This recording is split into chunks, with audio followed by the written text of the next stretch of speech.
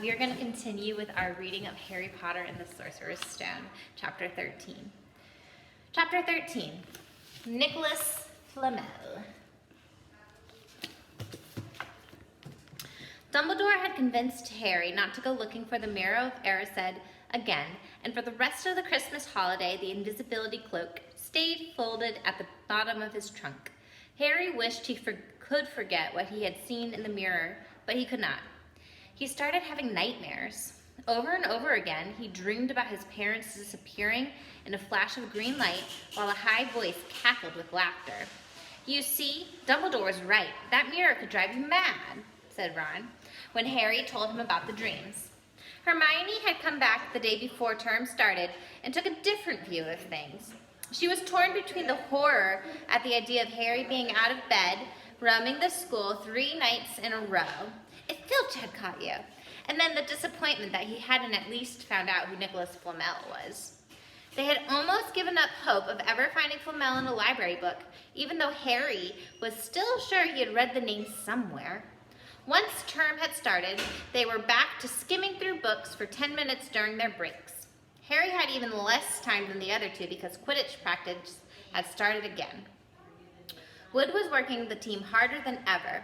Even the endless rain that had replaced the snow couldn't dampen his spirits. The Weasleys complained that Wood was becoming a fanatic, but Harry was on Wood's side. If they won their next match against Hufflepuff, they would overtake Slytherin in the house championship for the first time in 7 years. Quite apart from wanting to win, Harry found that he had fewer nightmares when he was tired from training. Then, during one particularly wet and muddy practice session, Wood gave the team a bit of bad news. He just got very angry with the Weasleys, who kept dive-bombing each other and pretending to fall off their brooms. "Will you stop messing around?" he yelled. "That's exactly the sort of thing that will lose us the match. Snape's refereeing this time, and he'll be looking for any excuse to knock points off of Gryffindor." George Weasley really did fall off his broom at these words. Snape's refereeing? He spluttered through a mouthful of mud. When's he ever refereed a Quidditch match? He's not going to be fair if we might take over Slytherin. The rest of the team landed next to George to complain.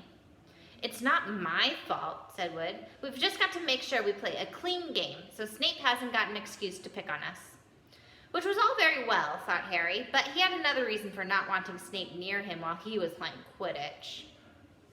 The rest of the team hung back to talk to each other as usual at the end of the practice, but Harry headed straight to the Gryffindor common room, where he found Ron and Hermione playing chess. Chess was the only thing Hermione ever lost at, something Harry and Ron thought was very good for her. "Don't talk to me for a moment," said Ron when Harry sat down next to him. "I need to And then he caught sight of Harry's face. "What's the matter with you? You look terrible." Speaking quietly so that nobody else could hear him, Harry told the other two about Snape's sudden, sinister desire to be a Quidditch referee. "Don't play," said Hermione at once. "Say you're ill," said Ron. "Pretend to break your leg," Hermione suggested. "Really break your leg," said Ron. "I can't," said Harry. "There isn't a reserve seeker. If I back out, Gryffindor can't play at all." At that moment, Neville toppled into the common room. He had managed to climb through the portrait hole. How he did was anybody's guess, because his legs had been stuck together with what they recognized as a leg locker curse. He must have had to bunny hop all the way up to Gryffindor Tower. Everyone fell about laughing except for Hermione, who leapt up and performed a counter curse.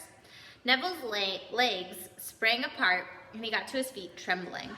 "What happened?" Hermione asked him. "Malfoy," said Neville shakily.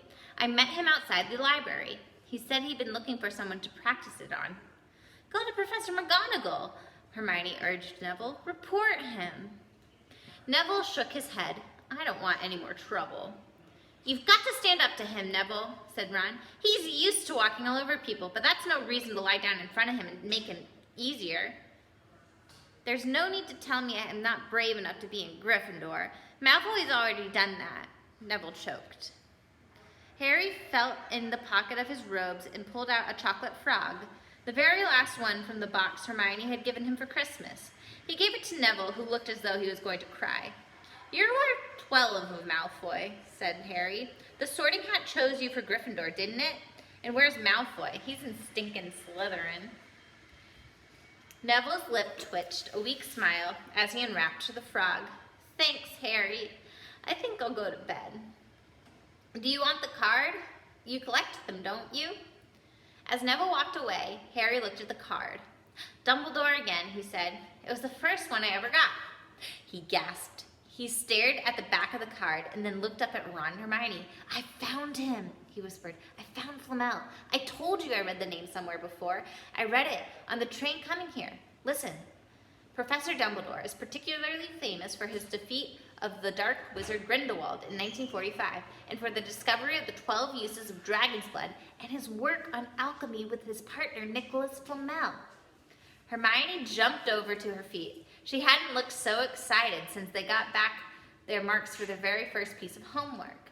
Stay there, she said, and she sprinted up the stairs to the girls' dormitories.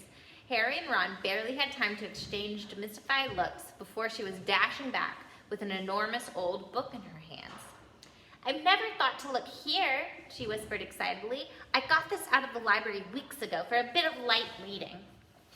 Light, said Ron, but Hermione told him to be quiet until she looked something up and started flicking frantically through the pages, muttering to herself. At last, she found what she was looking for. I knew it! I knew it! Are we allowed to speak yet? Ron said grumpily. Hermione ignored him. Nicholas Flamel, she whispered dramatically, is the only known maker of the Sorcerer's Stone. This didn't have quite the effect she expected. The what? Said Ron and Hermione, or Harry and Ron. Honestly, don't you two read? Look, read that there. She pushed the books towards them, and Harry and Ron read. The ancient study of alchemy is concerned with making the Sorcerer's Stone, a legendary substance with astonishing powers. The stone will transform any metal into pure gold. It also produces the elixir of life, which will make the drinker immortal. There have been many reports of the Sorcerer's Stone over the centuries, but the only stone currently in existence belongs to Mr. Nicholas Flamel, noted alchemist and opera lover. Mr. Flamel, who celebrated his 665th birthday last year, enjoys a quiet life in Devon with his wife, Perenelle, who is 658. See, said Hermione. The dog must be guarding Flamel's Sorcerer's Stone. I bet he asked Dumbledore to keep it safe for him because they're friends, and he knew someone would look after it. That's why he wanted the stone moved from Grindelwald. A stone that makes gold and stops you from dying, said Harry. No wonder Snape's after it. Anybody would want that. And no wonder we couldn't find Flamel in the study of recent developments in wizardry, said Ron. He's not exactly recent if he's 665, is he? All right, we will stop there and then continue for the next time.